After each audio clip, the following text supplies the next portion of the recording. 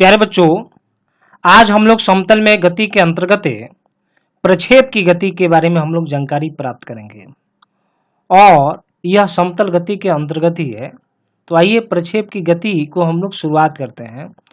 और प्रक्षेप की गति के जानने से पहले हम लोग जो है इसी गति से संबंधित एक एग्जाम्पल है, उसके बारे में हम लोग समझते हैं। देखिए, यहाँ पर एक बॉक्स है और इस बॉक्स में दो गेंद रखी गई है। एक काली गेंद है और दूसरी जो है नीली गेंद है। दोनों गेंद समरूप है। समरूप बोलने का मतलब है इस गेंद का जो आकार है, दोनों गेंद का समान आकार है, समान द्रव्यमान है, आइडेंटिकल बॉल से समरूप दोनों गेंद क्या है, समरूप है। और एक गेंद ये जो काली गेंद है और ये दूसरी वाली जो नीली गेंद है, इन दोनों गेंदों को एक साथ एक ही समय पर जो है बॉक्स से बाहर भेजी जाती है। जो काली वाली गेंद है यह विराम से नीचे की तरफ छोड़ी जाती है, यानी कि विराम से आती है, फ्री फॉल होता है। और दूसरी वाली जो गेंद है, जो नीली वाली गेंद है, इसे क्षैतिज दिशा में किसी वेग से फेंका जाता है। तो इसको नीली वाली गेंद को क्षैतिज दिशा में किसी वेग से फेंका गया है। तो आपको बतलाना है कि कौन सी गेंद धरती पर पहले आएगी। तो इसका सॉल्यूशन है बच्चों, दोनों यह जो गेंदे हैं, काली गेंदे और नीली गेंदे, दोनों गेंदों जो है एक साथ एक ही समय पर जो है धरती पर आएगी। सवाल है कि यह ऐसा कैसे संभव होगा। तो देखिए, यह काली वाली गेंद जो है फ्री फॉल हो रहा है, विराम से नीचे की तरफ आ रही है और यह भी वेग से फेंक रहे हैं। हम लोग देख रहे हैं यहाँ पर क्षैतिज दिशा में भी वेग है। अब हम लोग इस नीली गेंद का इस दिशा में घटक लेते हैं। तो यहाँ देखिए एंगल हो जाएगा 90 डिग्री। और इसका घटक इधर लेंगे तो लिख पाएंगे v cos 90। cos 90 जीरो, तो v गुने जीरो जीरो, यानी कि एक तरह से यह भी गेंद है, इसका जो है जो ऊर्ध्वाधर घटक हो जाएगा वह शून्य होगा। और इसका हम लोग जो फ्री फॉल तो कर ही रहे थे, इसलिए इसके ऊर्ध्वाधर गति पर जो है क्षैतिज गति का कोई प्रभाव नहीं पड़ता है, जिसके कारण यह जो दोनों गेंदे हैं वह दोनों गेंद एक साथ एक ही समय पर धरती पर आती है। तो बच्चों, ये जो गेंद की गति आप देख रहे हैं, यह प्रक्षेप की गति का ही एक एग्जाम्पल है। आइए हम लोग प्रक्षेप की गति से संबंधित कुछ उदाहरण के बारे में हम लोग जानते हैं और साथ ही साथ प्रक्षेप की गति क्या होती है, इससे संबंधित कुछ शब्दावली के बारे में जानेंगे और फिर कुछ महत्वपूर्ण बातें होंगी और कुछ डिराइवेशन होंगे तो हम लोग प्राप्त करते हैं। तो बच्चों, सबसे पहले हम लोग यह जानते हैं कि प्रक्षेप है क्या। तो देखिए, प्रक्षेप एक तरह का पिंड है। प्रक्षेप एक तरह का पिंड है, एक तरह का वस्तु है। तो हम लोग बोल सकते हैं जब किसी पिंड को या वस्तु को क्षैतिज दिशा के साथ, देख रहे हैं कोई हम लोग यहाँ पर पिंड ले लेते हैं और इस पिंड को जो है क्षैतिज है, देख रहे हैं ये क्षैतिज है, ये ऊर्ध्वाधर है। तो क्षैतिज दिशा के साथ, देख रहे हैं क्षैतिज दिशा के साथ किसी कोण पर, तो यहाँ एंगल क्या है, अल्फा, और किसी वेग से, तो हम लोग मान लेते हैं वेग v से फेंका जाता है। तो यह जो पिंड है ये गुरुत्व के प्रभाव में गति करता है, केवल और केवल गुरुत्व के प्रभाव में गति करता है। हवा का प्रतिरोध यहाँ पर हम लोग नहीं मानते हैं। तब उस पिंड को ही, उस वस्तु को ही प्रक्षेप्य कहा जाता है।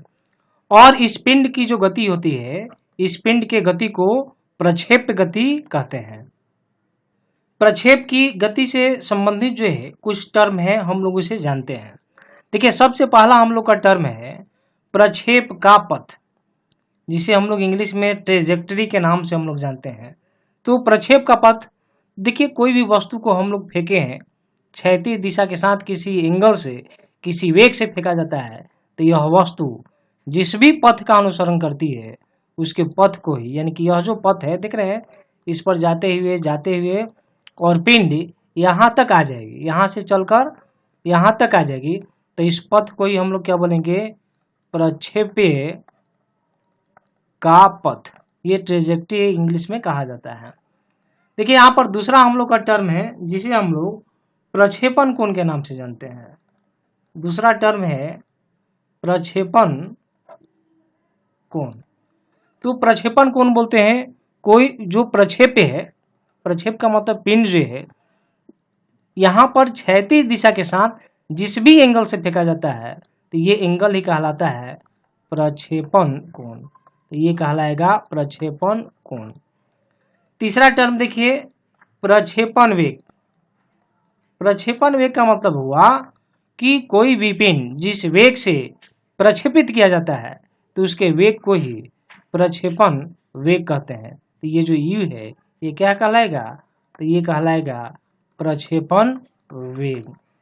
देखिए चौथा टर्म है उड़न काल, जिसे टाइम ऑफ फ्लाइट के नाम से कहते हैं।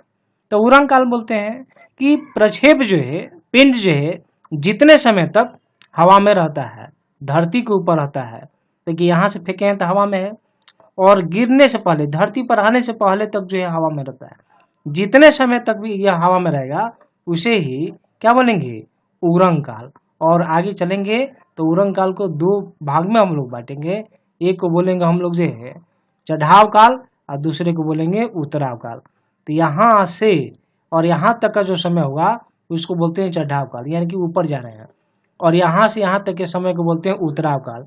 चढ़ाव काल और उतराव काल दोनों बराबर बराबर होते हैं, और दोनों का जो योग ही है, यह योग यानी कि जोड़ जो है क्या कहलाएगा, उड़न काल। अर्थात कोई पिंड, कोई वस्तु जितने समय तक हवा में रहती है, धरती के ऊपर रहती है, उस समय को ही उड़न काल कहा जाता है।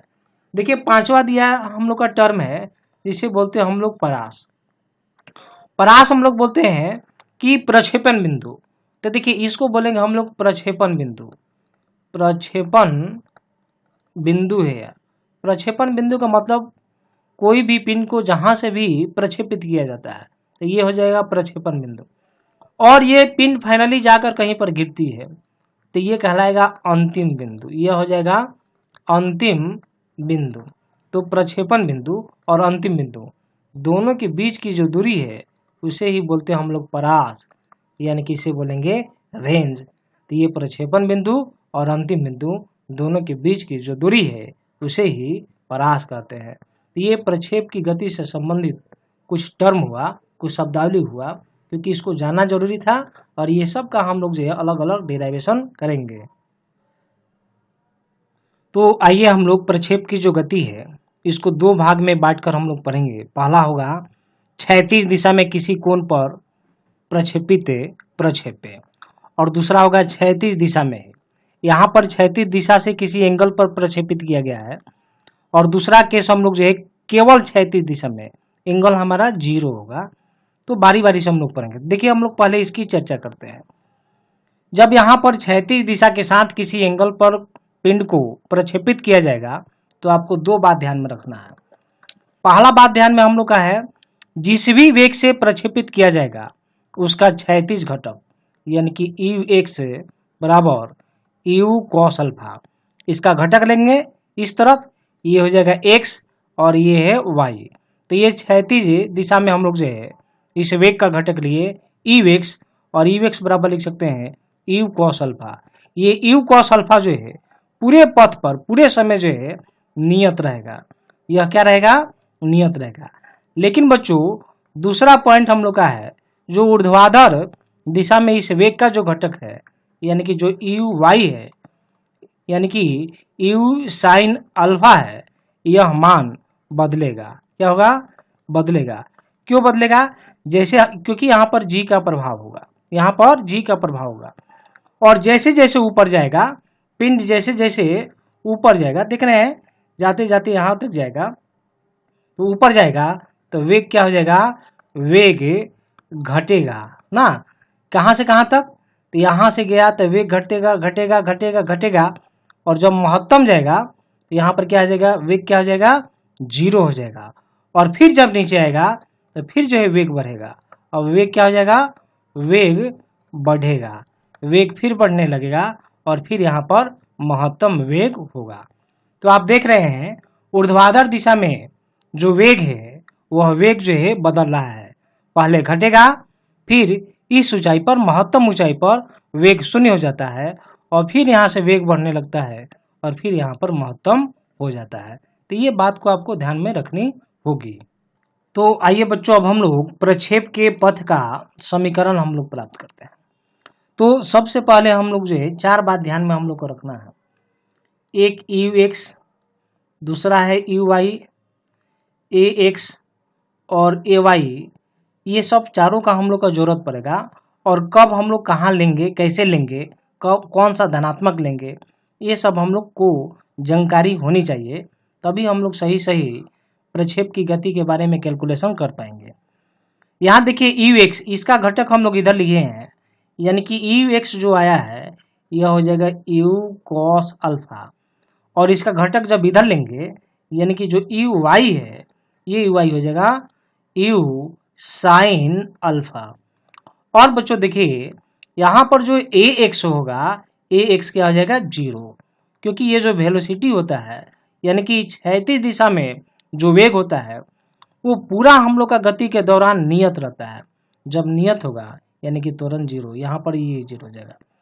अब यहाँ पर हम लोग का देखिए दूसरी चीज हम लोग जो है, या हम लोग जो जी लिखे हुए हैं, जो जी नीचे की तरफ लगता है और इसका घटक हम लोग इस दिशा में लेंगे, तो इधर लेंगे तो लिख पाएंगे जी कॉस 90, कॉस 90 0, यानी कि ए एक्स क्या हो जाएगा 0 हो जाएगा।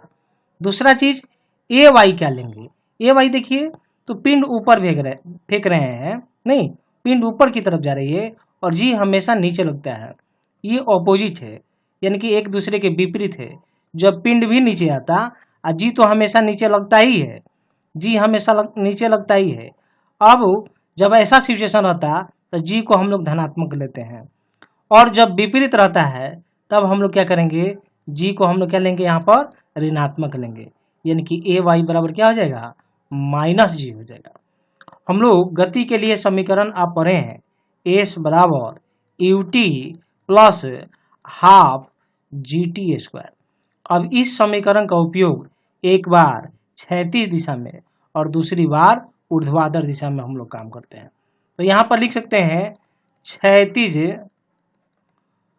अक्ष के लिए, जब क्षैतिज अक्ष के लिए लिखेंगे, यहाँ लिखेंगे x बराबर you x T plus half, ये हो जाएगा हम लोग का, ये हम लोग लिखते हैं ए टी स्क्वायर, ये हो जाएगा ए टी स्क्वायर। इसी पर हम लोग ए और जी का अभी हम लोग ये लिख देते हैं ए टी स्क्वायर, और यहीं पर हम लोग वैल्यू पुट करेंगे, 0 रखेंगे कि ये रखेंगे, ये चेक करेंगे।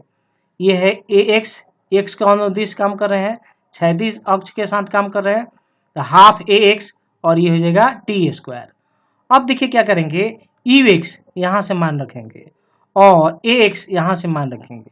तो देखिए मान रखते हैं हम लोग, तो यहाँ पर जब मान रखा जाएगा तो देखिए यू एक्स, तो यू एक्स बराबर है यू कॉस अल्फा, यहाँ लिखेंगे you cos alpha into T, और प्लस हाफ है तो दे देंगे हाफ, और ए एक्स, तो ए एक्स क्या है 0, तो ये हो जाएगा 0 और इंटू टी स्क्वायर।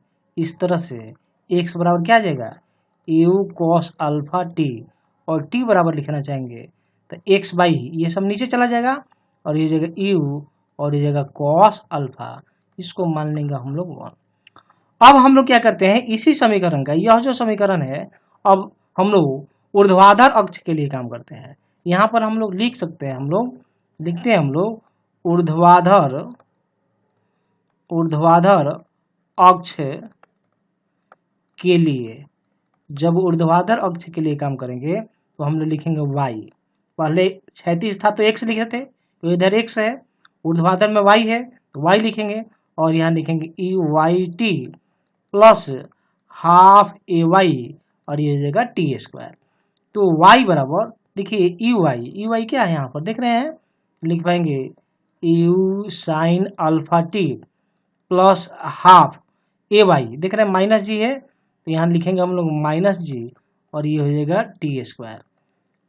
तो हम लोग देखिए प्लस माइनस माइनस, यहाँ लिख पाएंगे y बराबर you sine alpha T minus half G T square. अब देखिए बच्चों जो ये t का मान लिखे हैं, अब यहाँ पर आप रख दीजिए, जब रखेंगे तो y बराबर यू साइन अल्फा और t की जगह यह, यानी कि ये हो जाएगा x बाई और ये u कॉस अल्फा, अब माइनस हाफ और ये g है और टी स्क्वायर, यानी कि इसका स्क्वायर कर देंगे, टी स्क्वायर करेंगे तो इधर भी स्क्वायर, तो लिख पाएंगे एक्स स्क्वायर अपॉन नीचे भी स्क्वायर कर देंगे और जगह यू स्क्वायर कॉस स्क्वायर और ये हो जाएगा अल्फा। तो यहाँ देखिए sine alpha by cos alpha है, ये यू से यू आपका क्या हो जाएगा, कैंसिल हो जाएगा। तो यू से यू हम लोग जो है यहाँ पर कैंसिल कर देंगे, तो आप कैंसिल कर दीजिए, ये यू और you cancel, sine alpha by cos alpha तो टेन अल्फा। तो यहाँ हम लोग लिख सकते हैं y बराबर टेन अल्फा और ये हो जाएगा x माइनस, यहाँ पर देखिए g है, g अपॉन और 2 और ये वाला एक साथ लिख दीजिए, 2u square cos square alpha और यहाँ लिख देंगे हम लोग एक्स स्क्वायर। जब इस समीकरण को आप ध्यान से देखिएगा तो आप पाइएगा कि यह जो है पाराबोला का इक्वेशन आ जा रहा है, परवलय का जो है समीकरण आ जा रहा है। तो हम लोग यहाँ पर लिख सकते हैं पाराबोला का समीकरण होता है y बराबर हम लोग लिख सकते हैं A X minus B X square.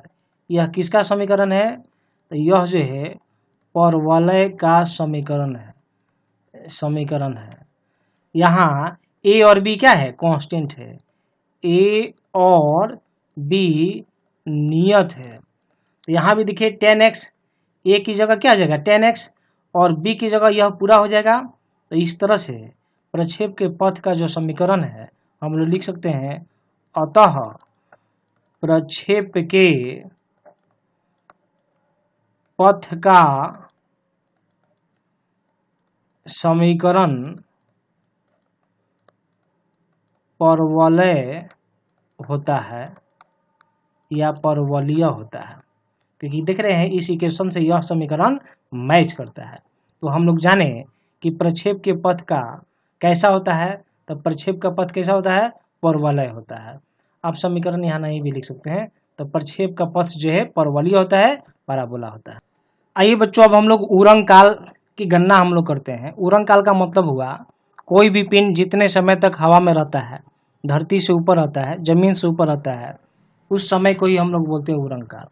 तो हवा में रह रहा है यानी कि ऊर्ध्वाधर अक्ष के लिए हम लोग काम करते हैं। तो यहाँ पर आप लिख सकते हैं हम लोग ऊर्ध्वाधर अक्ष के लिए। तो आप यहाँ पर लिख पाएंगे y बराबर u y T plus half ए वाई टी स्क्वायर। तो ई वाई तो हम लोग पहले भी लिखे थे, ई वाई क्या मिला था, तो देख रहे हैं यहाँ पर लिखे हुए यू साइन अल्फा और जो ए वाई होगा ये माइनस जी होगा, क्योंकि पिंड जा रहा है ऊपर और जी लगता है नीचे, तो अपोजिशन हो रहा है, विपरीत है, इसलिए यहाँ पर माइनस है। अब ये यहाँ पर रखेंगे हम लोग। अब देखिए पिंड जो है जब यहाँ से कितने समय तक हवा में रहा, तो ये पिंड यहाँ से चलेगा, चलकर यहाँ पर आ जाएगा, यानी कि ऊर्ध्वाधर अक्ष में कितना दूरी तय किया, तो y बराबर क्या आ जाएगा 0। यहाँ लिख सकते हैं क्योंकि पिंड पुनः धरती पर वापस, धरती के जगह अभी हम लोग धरती मान रहे हैं, ये कोई समतल सतह भी हो सकता है, धरती पर पुनः वापस आ जाती है। तो y 0 हो गया। अब सबका वैल्यू यहाँ पर आप रखेंगे, तो y बराबर 0, तो ये हो जाएगा 0। ई वाई टी, तो देखिए यहाँ पर ई वाई टी, तो देखिए यू का ई वाई का वैल्यू यह है, ये हो जाएगा यू साइन अल्फा और ये हो जाएगा टी और प्लस हाफ ए वाई यानी कि माइनस जी और ये हो जाएगा देख रहे हैं टी स्क्वायर, तो देंगे T square plus minus minus, या लिखेंगे हम लोग you sine alpha t plus minus minus, तो हो जाएगा हाफ, ये हो जाएगा जी टी स्क्वायर। अब ये माइनस वालों को आप उधर ले जाएंगे, तो उधर ले जाएंगे तो प्लस हो जाएगा, तो हम लोग लिख पाएंगे हाफ जी टी स्क्वायर बराबर यू साइन अल्फा टी और एक टी से एक टी क्या हो जाएगा, कैंसिल हो जाएगा। तो हम लोग टी बराबर लिखेंगे तो 2 चला जाएगा इधर, तो 2u साइन अल्फा और जी इधर मल्टीप्लाई में है, गुना में है, तो जी नीचे चला जाएगा, तो ये नीचे आ गया। यह क्या हो गया, ये टी को ही हम लोग क्या बोलेंगे, उरंग काल। तो यही हो गया उरंग काल का सूत्र। ये देखिए आधा समय जाने के लिए ये जो उड़न काल निकाले हैं यहाँ से जाकर और यहाँ तक आने के लिए है। आधा समय जब जाएगा यहाँ पर महत्तम ऊंचाई तक जाएगा तो उसको बोलते हैं चढ़ाव काल। आइए इसे भी हम लोग लिख देते हैं। तो यहाँ टी बराबर है उड़न काल, टी बराबर हो गया उड़न काल नहीं, और ये सूत्र हम लोग प्राप्त किए यू साइन अल्फा बाई जे, आधा समय जाने के लिए आधा समय आने के लिए। तो हम लोग यहाँ लिख सकते हैं चढ़ाव काल, यानी कि टाइम ऑफ एसेंड इसको बोलते हैं, और इसे टी ए से दिखाते हैं। तो इसका आधा समय हो जाएगा, यानी कि t/2 हो जाएगा, और यह वैल्यू हो जाएगा you sine alpha by g, और आधा समय उतरने के लिए होगा। तो हम लोग लिखते हैं उतराव काल, और इसे बोलते हैं टाइम ऑफ डिसेंट। तो ये हम लोग टी से दिखाते हैं डिसेंट के लिए ये हो जाएगा, फिर इसे समय का आधा हो जाएगा, और ये हो जाएगा you sine alpha by g, और टी बराबर हो जाएगा टी ए प्लस क्या आ जाएगा t d, time of ascent time of descent. तो इस तरह से ये हम लोग उड़न काल प्राप्त करते हैं। तो आइए अब हम लोग परास की गणना करते हैं बच्चों। तो देखिए परास हम लोग का क्षैतिज दिशा में प्राप्त होगा। तो इधर जाएंगे तो यानी कि परास किसको बोलते हैं? परास बोलते हैं प्रक्षेपण बिंदु, जहां से वस्तु को प्रक्षेपित किया जाता है, और ये होता है अंतिम बिंदु जहां पर वस्तु आकर गिरती है, और दोनों के बीच की जो दूरी है उसे ही परास, यानी कि यह क्या होगा, ये कहलाएगा परास। तो ये एक्स अक्ष के साथ काम हो रहा है। तो हम लोग लिखते हैं, हम लोग जो है क्षैतिज, यहाँ पर लिख सकते हैं हम लोग क्षैतिज अक्ष के लिए, क्योंकि इसी दिशा में हम लोग का ये परास प्राप्त होगा। तो देखिए यहाँ पर हम लोग लिख सकते हैं, तो ये हो जाएगा x बराबर हम लोग लिख सकते हैं यहाँ पर you x T plus half A x T square. तो ये जो x है यही हम लोग का x दिशा में हम लोग का परास है। तो ये परास को आप लिख दीजिए r, रेंज हो गया। ये x क्या है, दूरी है हम लोग का है यू एक्स। तो देखिए यू एक्स बराबर हम लोग जो पहले भी लिखे यू कॉस अल्फा, देख रहे हैं, और ए एक्स का वैल्यू क्या हो जाएगा 0 होता है यहाँ पर।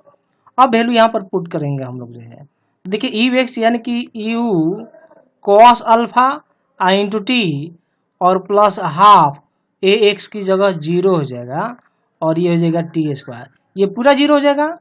तो आर बराबर लिखेंगे यू कॉस अल्फा और यह हो जाएगा टी।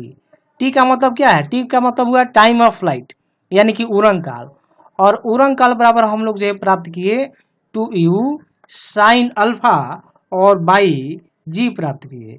ये वैल्यू यहाँ पर पुट कीजिए, आप रखिए, देखिए क्या मिलता है।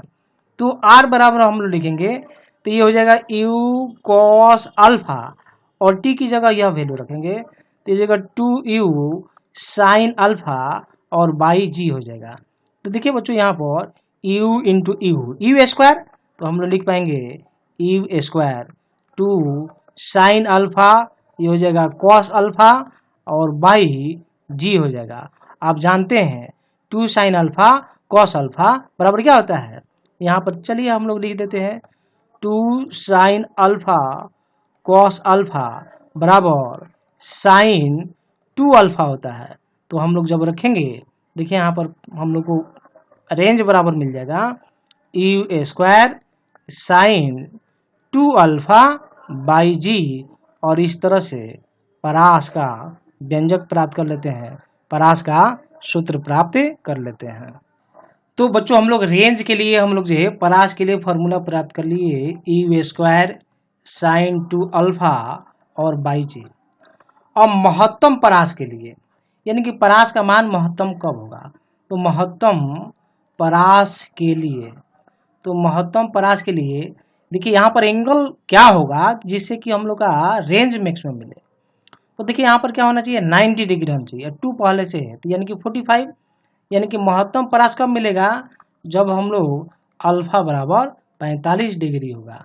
तो जब यहाँ पर रखेंगे तो साइन 90 साइन 91, यहाँ लिखते हैं आर मैक्स, यानी कि महत्तम परास, ये हो जाएगा यू स्क्वायर बाई जी हो जाएगा। तो ये महत्तम परास का ये हम लोग का फॉर्मूला प्राप्त हुआ। और ये परास के लिए फॉर्मूला प्राप्त हुआ। तो किस एंगल पर जो है परास का मान महत्तम होता है, आपको ध्यान रखना है। कितना एंगल पर? 45 डिग्री पर। अन्य कोई भी एंगल देंगे तो मतलब कुछ परास जो है इससे कम ही मिलेगा। अब आइए हम लोग महत्तम ऊंचाई की हम लोग गणना करते हैं। तो देखिए महत्तम ऊंचाई की किस तरह से गणना है। हम लोग बच्चों एक फॉर्मूला पढ़े हुए हैं, रेखीय गति में v स्क्वायर बराबर यू स्क्वायर प्लस 2as। अब हम लोग महत्तम ऊंचाई यानी कि ऊर्ध्वाधर अक्ष में काम करेंगे। यहाँ लिख सकते हैं ऊर्ध्वाधर अक्ष के लिए, यहाँ लिख दिया जाए ऊर्ध्वाधर अक्ष के लिए। तो यहाँ लिख पाएंगे वी वाई का स्क्वायर, यहाँ लिखेंगे यू वाई का स्क्वायर, सब वाई में ही लिखना है, फिर प्लस 2ay और यह हो जाएगा हम लोग का, आप लिख सकते हैं ऊंचाई मान लीजिए, तो हम लोग मान लेते हैं HM या H मैक्स, ये ऊंचाई हो गया। तो अब देखिए सबका ये भी वाई क्या है, यू वाई क्या है। तो देखिए यू वाई का मतलब जो है इधर हम लोग का जो है इनिशियल, यू का मतलब प्रारंभिक वेग हो जाएगा। तो ऊर्ध्वाधर अक्ष में प्रारंभिक वेग कितनी है, यू साइन अल्फा, तो ये हो जाएगा यू साइन अल्फा। भी का मतलब क्या होता है, अंतिम वेग। अंतिम वेग यानी कि महत्तम ऊंचाई पर जाएगा, देख रहे हैं ये महत्तम ऊंचाई, उसके बाद से फिर ऊंचाई क्या हो रही है, कम होती जा रही है। यहाँ पर क्या है, वेग 0 है, तो यह दे देंगे 0। अब ए वाई, तो ए वाई तो देखिए वस्तु जा रहा है ऊपर, जी लगता है नीचे, तो अपोजिशन है, इसीलिए यहाँ लिखेंगे -g। और ये एच मैक्स क्या है, ये हम लोग को मान निकालना है, यही महत्तम ऊंचाई है। अब ये सारे का वैल्यू इसमें पुट कीजिए, तो जब रखेंगे देखिए यहाँ पर भी वाई का स्क्वायर नहीं, यानी कि 0 का स्क्वायर, तो हो जाएगा 0 का स्क्वायर। यहाँ यू वाई का स्क्वायर, तो यह है लिख पाएंगे यू साइन अल्फा का होल स्क्वायर प्लस 2ay का मतलब -g, तो यहाँ लिख देंगे -g और ये हो जाएगा एच मैक्स हो जाएगा। अब प्लस माइनस माइनस, तो ये लिख पाएंगे 0 का स्क्वायर 0 हो जाएगा, ये हो जाएगा U square sine square alpha -2g और हो जाएगा एच मैक्स। अब इसको इधर ला देंगे, जब इसको हम लोग इधर लाएंगे तो पॉजिटिव हो जाएगा, ये वाला इधर लाएंगे तो लिख पाएंगे 2g एच मैक्स बराबर यू स्क्वायर और sine square alpha. H max निकालना है, तो हम लोग लिख पाएंगे एच मैक्स बराबर, ये 2g नीचे चला जाएगा, ये हो जाएगा U square sine square alpha by 2g। इस तरह से महत्तम ऊंचाई की गणना कर ली जाती है। देखिए बच्चों अगला टॉपिक है समान क्षैतिज परास के लिए प्रक्षेपण कोण। मान लेते हैं कि कोई पिंड है और इसे अलग अलग प्रक्षेपण कोण से प्रक्षेपित किया जाता है। पहली बार θ1 से क्षैतिज अक्ष के साथ θ1 से यू वेग से प्रक्षेपित किया जाता है, और दूसरी बार θ2 एंगल से जो है समान वेग यानी कि यू से ही प्रक्षेपित किया जाता है, जिससे कि समान परास की प्राप्ति होती है। ये दोनों एंगलों के बीच क्या संबंध है, यही हम लोग प्राप्त करने जा रहे हैं। तो यहाँ पर हम लोग उसी बात को हम लोग यहाँ लिखे हैं। तो देखिए बच्चों जब θ1 एंगल से हम लोग प्रक्षेपित करेंगे और उसका वेग u होगा, ऐसी स्थिति में जब परास हम लोग लिख पाएंगे, तो परास के लिए हम लोग जनरल फॉर्मूला पढ़े हैं, u बराबर हम लोग पढ़े हैं r बराबर पढ़े हैं यू स्क्वायर साइन स्क्वायर, ये r के लिए हम लोग यहाँ लिख सकते हैं r बराबर यू स्क्वायर साइन 2 अल्फा ना, 2 अल्फा और बाई ये हो जाएगा g। तो देखिए अलग अलग एंगल है, यहीं आप जो थीटा लिखे हुए हैं, तो यहाँ पर हम लोग अल्फा भी लिख सकते हैं, अल्फा 1 अल्फा 2। तो देखिए ये हम लोग एक जनरल फॉर्मूला पहले हम लोग इसको डिराइव किए। तो θ1 एंगल पर यहाँ पर लिख सकते हैं θ1 कोण पर जब इस एंगल पर फेंकेंगे तो परास हम लोग लिख देते हैं r1, तब यहाँ पर लिख पाएंगे यू स्क्वायर और ये जगह साइन 2 और ये जगह थीटा माने हैं तो थीटा ले लीजिए, अल्फा मानते तो अल्फा मानते हैं, तो चूंकि थीटा माने हैं तो ले लीजिए, तो ये θ1 और बाई ये हो जाएगा g। उसी तरह से हम लोग जो है θ2 कोण पर, तो देखिए θ2 कोण पर फेंके हैं, तो अब लिखते हैं परास r2, तो देखिए जहाँ अल्फा है अब थीटा 2 लगा देंगे, यहाँ लिखेंगे ई स्क्वायर और साइन 2 थीटा 2 और बाई ये हो जाएगा जी। देखिए बच्चों समान परास की प्राप्ति के लिए यानी कि यह और यह बराबर है, यहाँ हम लोग लिख सकते हैं समान परास के लिए। तो जब परास का मान समान होगा यानी कि R1 बराबर क्या हो जाएगा R2, दोनों के इक्वेट कर देंगे, यहाँ लिख पाएंगे ई स्क्वायर R1 देखिए ये E square sine 2 theta 1 by g, और इधर लिख सकते हैं E square sine 2 theta 2 by g. E square से ई स्क्वायर और जी से जी कैंसिल हो जाएगा, तो हम लोग इधर लिख पाएंगे साइन 2 थीटा 1 बराबर हो जाएगा साइन 2 थीटा 2। देखिए बच्चों हम लोग एक फॉर्मूला पढ़े हैं, हम लोग जानते हैं, यहाँ लिख सकते हैं हम लोग जो है साइन पाई माइनस थीटा बराबर होता है साइन थीटा। अब इस फॉर्मूला का यहाँ पर यूज करते हैं, तो देखिए हम लोग जब यूज करेंगे तो हम लोग लिख पाएंगे साइन 2 थीटा 1 और बराबर यहाँ लिखते हैं साइन पाई माइनस 2 थीटा 2, तो ये हम लोग का इतना ही मिलेगा। अब यहाँ से देखिए साइन साइन हमारा यानी कि ये 2 थीटा 1 किसके इक्वल हो जाएगा, इसके इक्वल हो जाएगा, तो यहाँ लिख सकते हैं 2 थीटा 1 और बराबर हो जाएगा पाई माइनस 2 थीटा 2।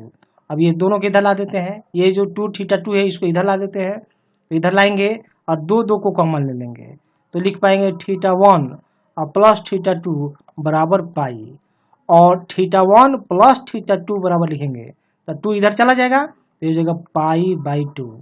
तो यानी कि दोनों एंगल का वैल्यू कितना होना चाहिए 90 डिग्री के सम होना चाहिए, 90 डिग्री के बराबर होना चाहिए। यदि बच्चों हम लोग समान परास की प्राप्ति लेना है दो प्रक्षेपण एंगल के लिए, यदि इसको 30 डिग्री के एंगल से प्रक्षेपित किया जाता है, पूछा जाए कि इसी पिंड को और किस एंगल से प्रक्षेपित किया जाए जिससे कि परास का मान समान हो, तो इसका वैल्यू कितना हो जाएगा 60 डिग्री हो जाएगा।